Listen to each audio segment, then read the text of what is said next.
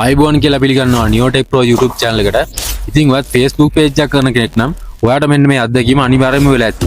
ඔයා දිගටම content දාගෙන යනකොට එකපාරටම CM tool එක අතුරුදහන් වෙනවා.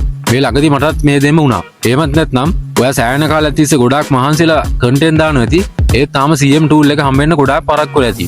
ඔයා නොදැනුවත්වම ඔයාගේ page එකට monetization issue එකක් ඇවිල්ලා තියෙනවා වෙන්න පුළුවන්. ඉතින් අපි අද බලමු page එකකට මේ වගේ monetization issue එකක් ඇවිල්ලා තියෙනවා නම් අපි ඒක කොහොමද හරියටම check කරගන්නේ කියලා. එහෙම ප්‍රශ්නයක් නැහැ කියලා මේ ක්‍රමයෙන් තහවුරු වුණොත් එහෙම අපිට දැනගන්න පුළුවන් මේක Facebook වල technical issue එකක් කියලා.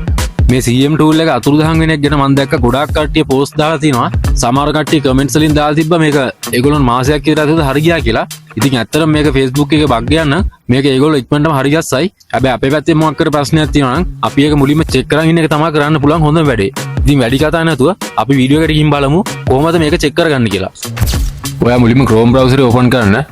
ඔයාට මේ වැඩේ phone එකෙන් කරගන්නත් පුළුවන්. ගිහින් මෙතන search bar එකේ Meta Business Suite කියලා search කරගන්න.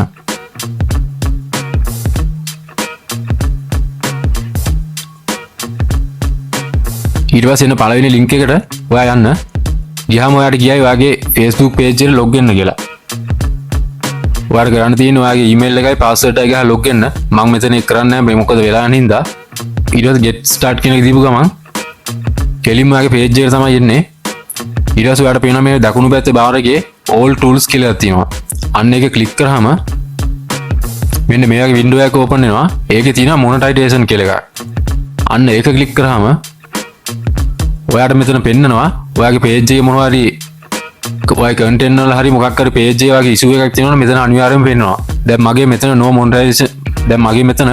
no monetization violation කියලා වැටලා තියෙනවා. ඒ කියන්නේ මගේ page එකේ කිසිම issue එකක් නැහැ.